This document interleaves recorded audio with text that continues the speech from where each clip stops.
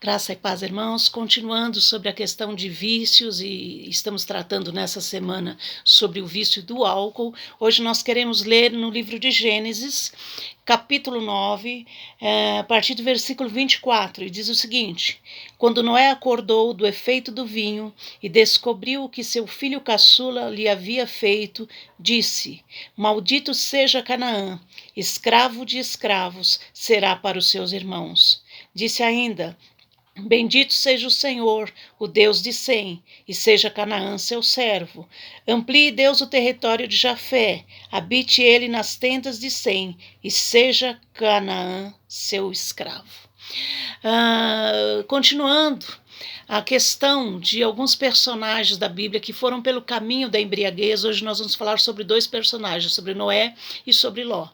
Noé, quando nós lemos a partir do capítulo 6 de Gênesis, o relato de que a corrupção humana foi tão grande, o ser humano se corrompeu de tal forma que Deus olhou para a terra e disse: vou fazer desaparecer da face da terra tanto os homens quanto os animais. E Deus, ele busca uma pessoa para que fosse ali o atalaia, que estivesse pregando, construindo aquela arca e separasse para o seu propósito. E diz-nos o texto da palavra de Deus que Noé era um homem justo, íntegro e que andava com Deus. Inclusive diz que era o único justo que Deus encontrou daquela geração.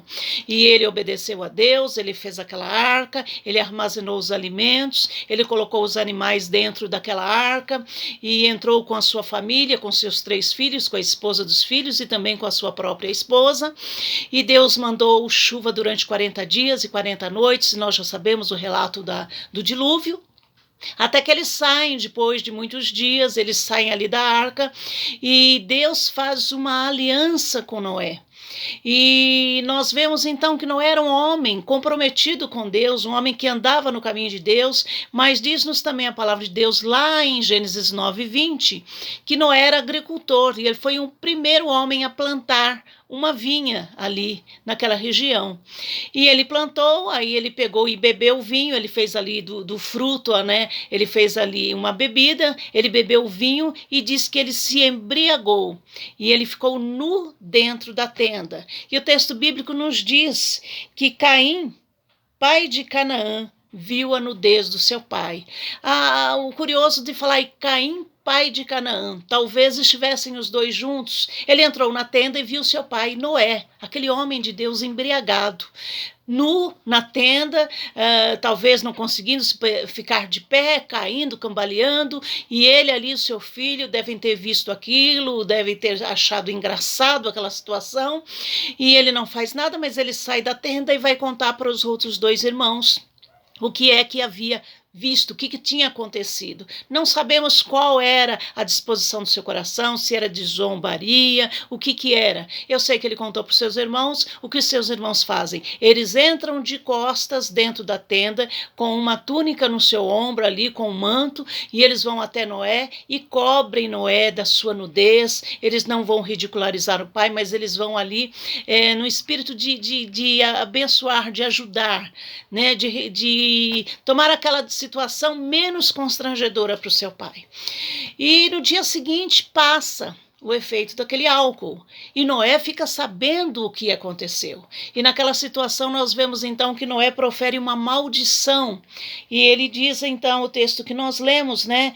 Ele diz: maldito seja Canaã. Canaã era o filho de Caim. Será que Canaã zombou mais? O que foi que aconteceu? Mas nós vemos que esse homem acabou amaldiçoando ali a descendência de Caim por causa do que aconteceu em consequência do álcool, da embriaguez. A outra situação que nós falamos também é de Ló. Ló, quando saiu ali da cidade de Sodoma, de Gomorra, e Deus destruiu, a sua esposa ficou no caminho porque desobedeceu a ordem ali do anjo do Senhor.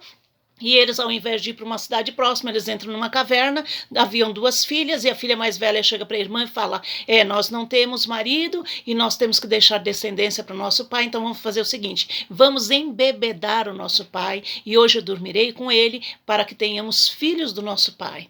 E embebedaram seu pai, e diz que ela se deitou com ele e levantou no dia seguinte e ele não percebeu. Na noite seguinte, ela falou para a irmã: vamos novamente embebedar o nosso pai, aí você deitará com ele para que você venha a ter filhos do nosso pai. E novamente embebedaram o pai, ele ficou ali embriagado, a filha mais nova deitou com o pai, teve relações com ele. No dia seguinte, e ela levantou, foi embora, e no dia seguinte ele não lembrava, ele não sabia de nada, ele não percebeu, nem quando elas deitaram, nem quando elas se levantaram. E daí nascem as duas nações, os amonitas e os moabitas, que deram muito trabalho para a nação de Israel. E que situação! Ló foi pai de seus netos, Ló foi avô de seus filhos. E essa situação de promiscuidade e de incesto dentro da família, porque as filhas o embriagaram e aquele homem não sabia o que estava fazendo.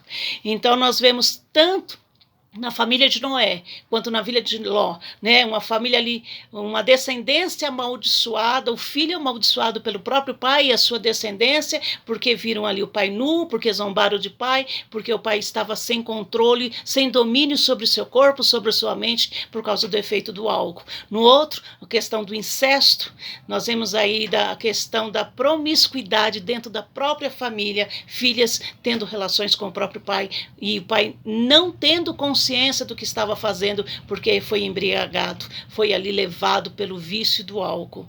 Então nós perguntamos, conclusão, aquilo que fazemos com o nosso corpo afeta diretamente a nossa espiritualidade?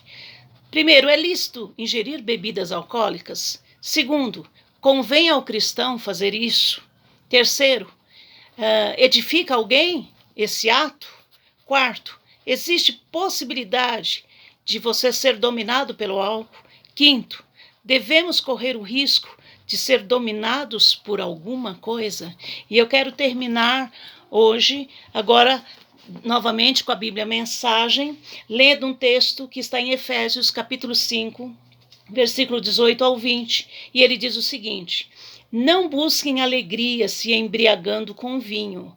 Isso acaba em libertinagem e imoralidade. Ao contrário, bebam do Espírito de Deus à vontade. Cantem hinos, não músicas de boteco. Cantem música que brota do coração para Cristo. Cantem louvores por tudo, pois de qualquer situação pode surgir um tema para uma canção a Deus, o Pai, em nome do Senhor Jesus Cristo. Que realmente nós sejamos dominados pelo Espírito Santo de Deus nas nossas vidas e não pelo álcool. Vamos orar? Pai querido, nós louvamos e engrandecemos o Teu nome, porque nós Te conhecemos como Pai, como Senhor das nossas vidas.